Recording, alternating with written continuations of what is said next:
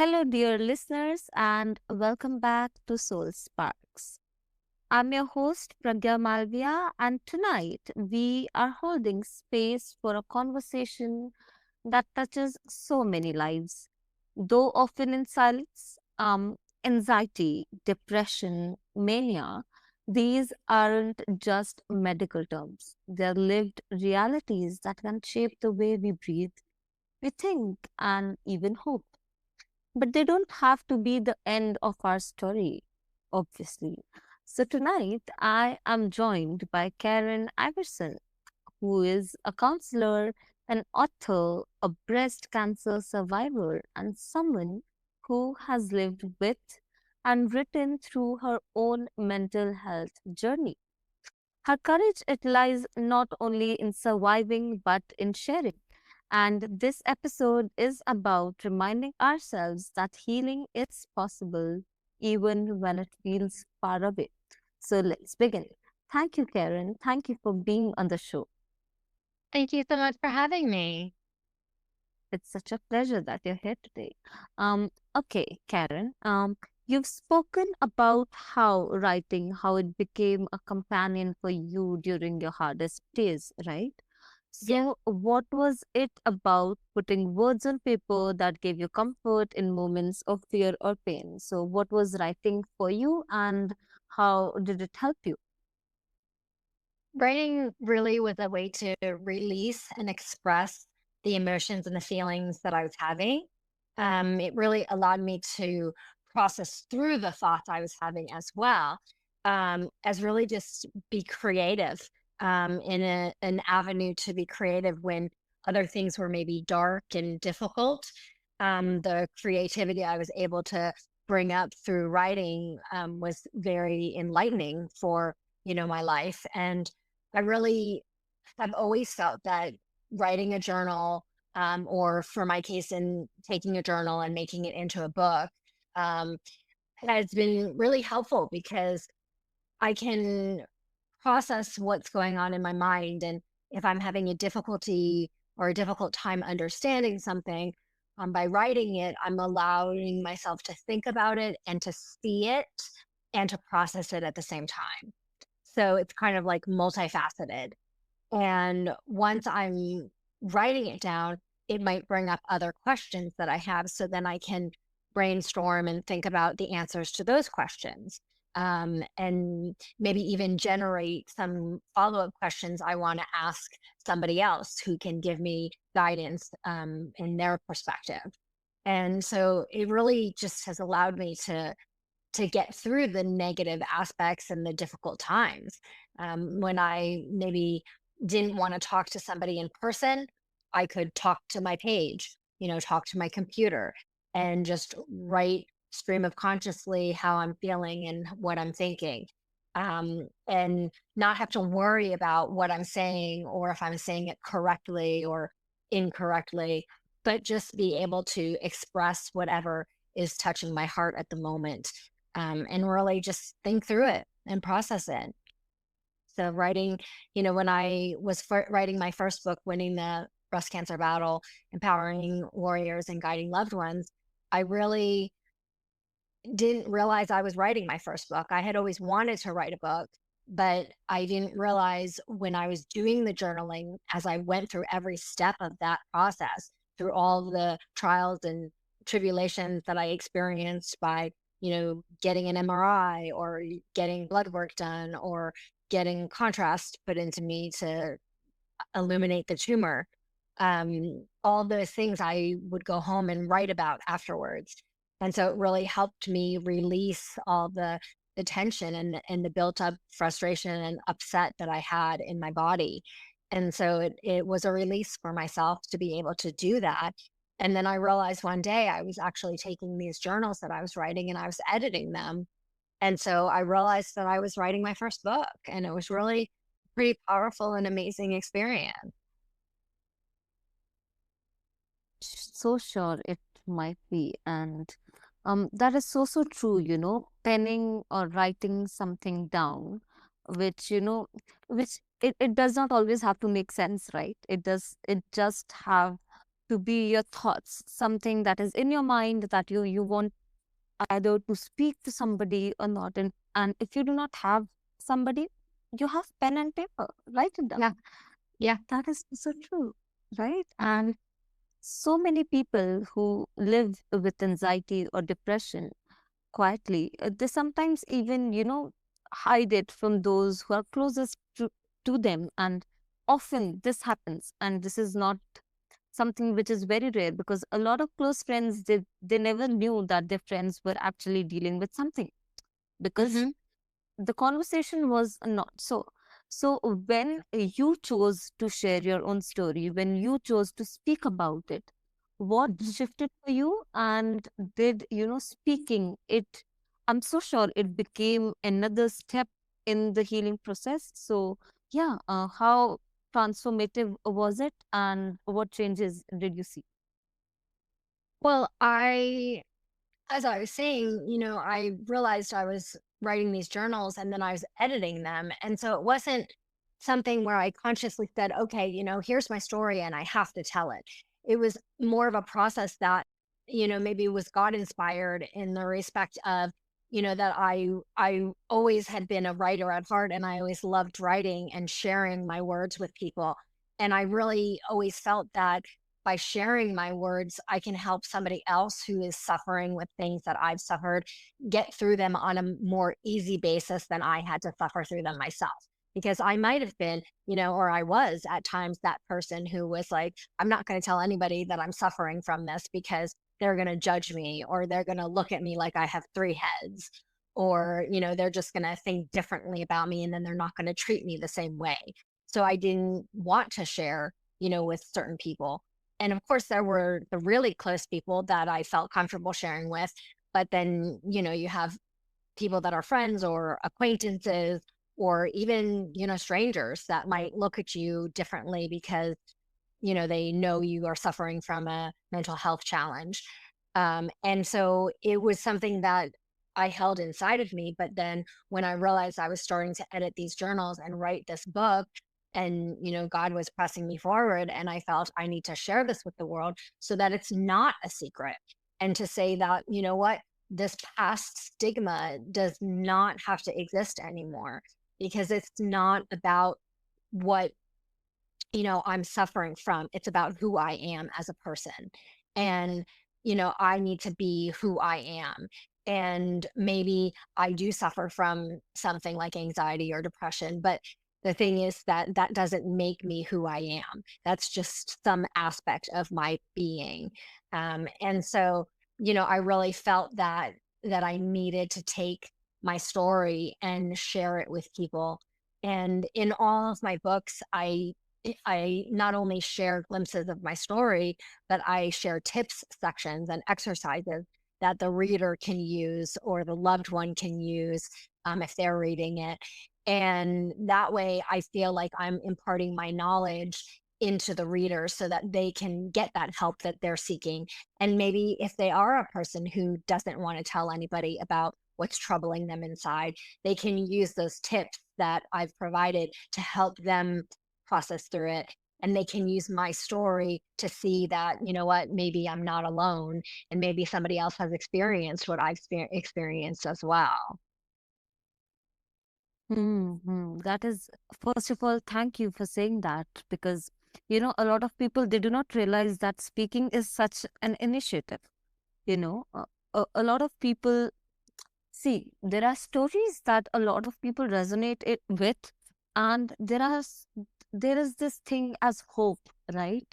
When people listen to stories and all of it, it just makes them realize that, yeah, there are also people who are also going through things, and their stories are not so big, not so big that they have to take wrong steps, or you know not speak about it. It also gives them that power to speak about it, or have a voice, to have an opinion, right? Do you Mhm. agree? Yeah, I do. I do definitely agree because, there has been for so long such a big stigma against, you know, mental health issues. And the thing is that a mental health issue is just the same as a cardiac issue. It's the same as diabetes. It's just another aspect of a human body that has, something that's not 100% perfect, if you want to go that way. And it's something that's off kilter that needs to be corrected.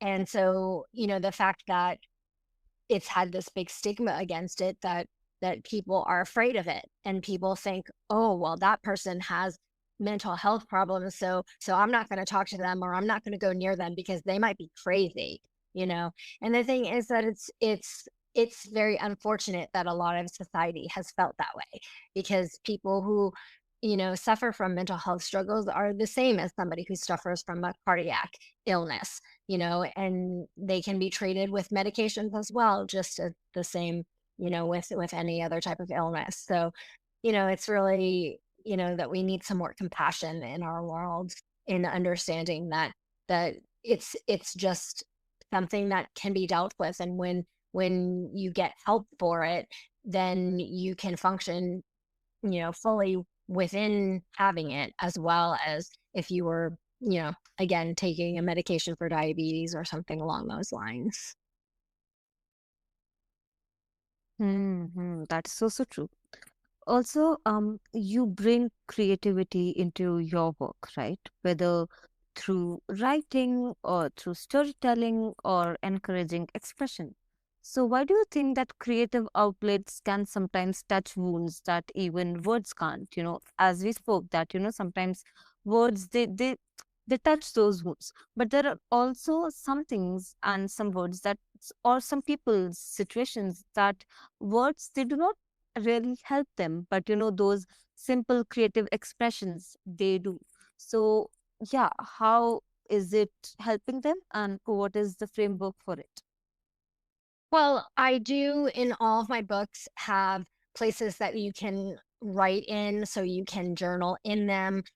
In my companion journal for the breast cancer book series, the Winning the Breast Cancer Battle series, I have mandalas that I've drawn in there, and you can color them while you're sitting around waiting for news or information, or just if you're in chemo, for example, and you have time to spare because you're just sitting there, you can take some markers or pencils or crayons and color in, the mandalas.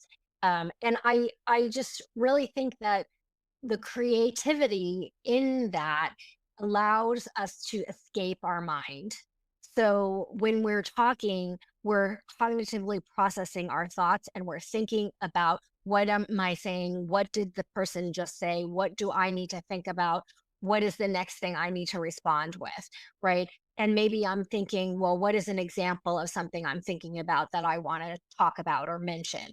Whereas when we're drawing, or coloring, or doing theater, for example, we're able to be more free in just allowing ourselves to do what might come naturally.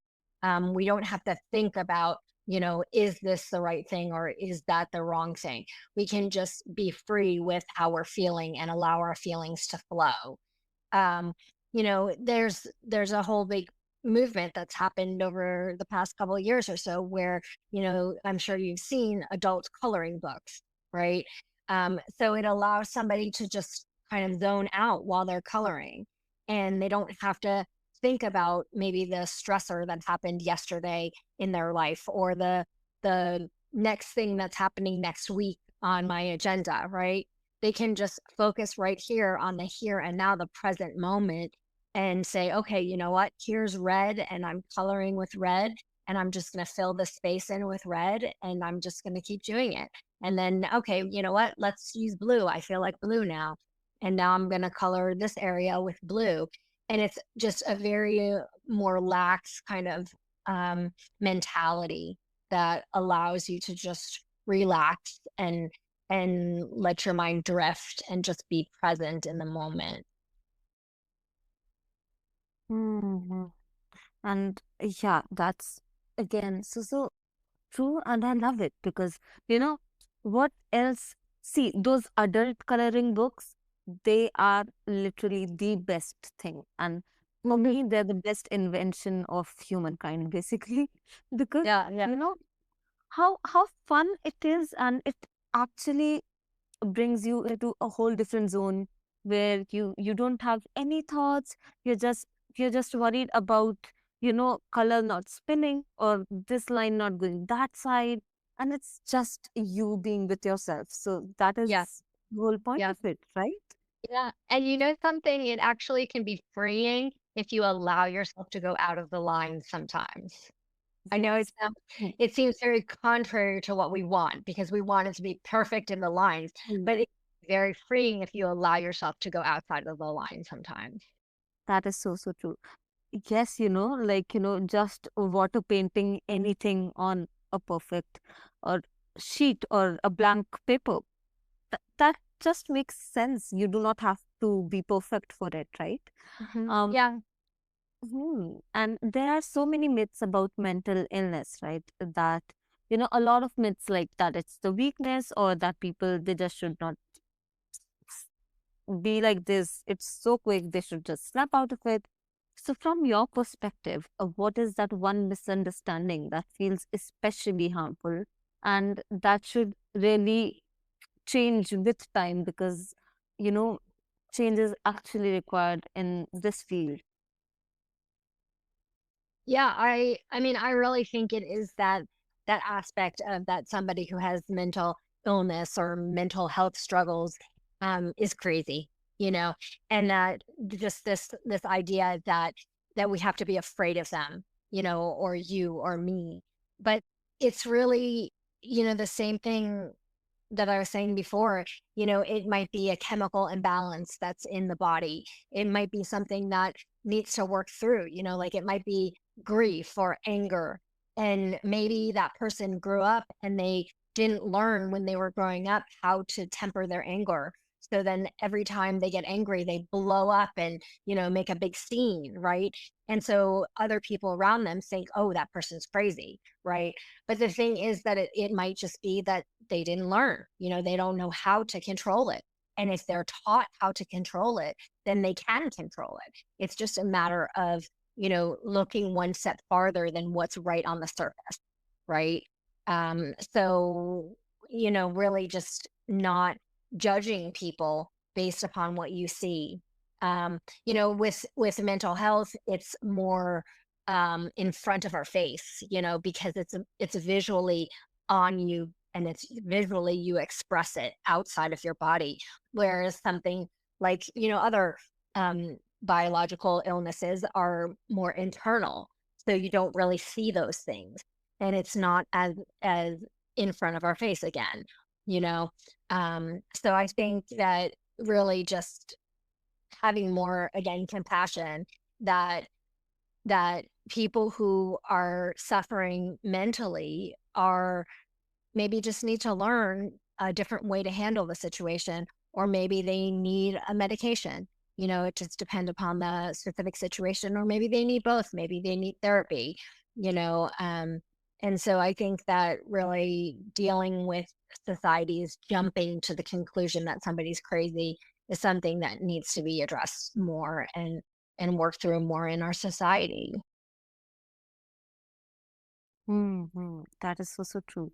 And yes, it should not be a myth anymore. I agree to it, because it's actually just our daily life scenarios, and it happens to everybody, right?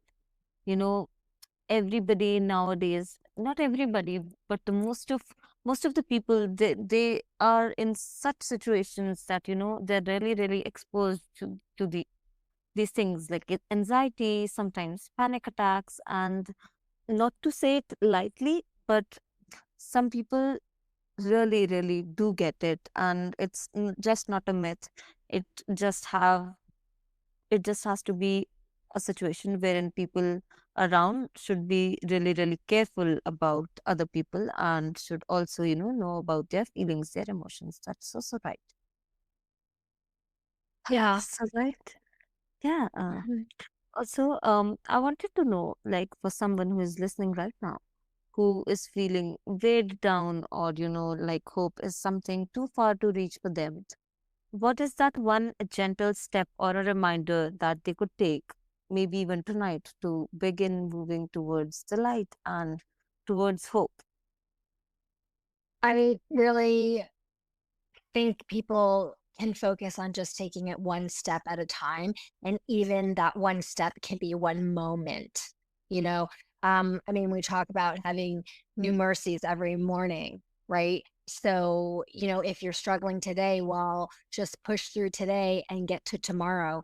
And then tomorrow you have a brand new day, a brand new time to start from scratch and go through whatever you're going through. So I really believe in that focus on the present moment and just taking it one moment, one step at a time. And usually what happens is we have an emotion, and technically they say an emotion lasts 90 seconds. So the thing is that we take that 90 seconds of an emotion and we keep thinking about it over and over and over again. And next thing you know, that 90 seconds is 3.5 hours, right? And that 3.5 hours is now a day. So if we can stop our emotions and say, okay, you know what? This is the emotion I'm having, and I'm going to stop for a moment and take a step back and just come back to the present moment and preserve our present moment status, so that we're just in the present moment and we can look around what it's around us in the environment. So for example, we could say, okay, well, there is a clock in front of me, and there is a pad to my left, and there is a drink on my right, and say, okay, this is where I am right now in this present moment. And I'm going to just sit in this present moment and not worry about tomorrow, because I'm just going to get through this one moment. And then after you do that, you realize, well, wait a minute, now it's 3 minutes later, or maybe it's 5 minutes later. And just holding on to get through that moment and get through the day to the next day. That is such a refreshing and that is such a useful, step that somebody can take. And that is so, so true. And it's really, really practical as well, taking one step at a time. You do not have to rush everything in your life. Um, Karen, thank you for reminding us tonight that healing, it isn't just about rushing or reaching perfection. It is about courage, patience, and also finding the small practices that slowly bring light back into the dark. And so, the ones who are listening and carrying something heavy, please remember that you don't have to climb the mountain all at once. Even a single step, a kind word to yourself, or a page in a journal, or a song that soothes you, it can begin the journey. And trust me, it does. This is Pragya Malvia, and you've been listening to Soul Sparks. Until next time, be gentle with yourself, trust your process, and let your spark shine through.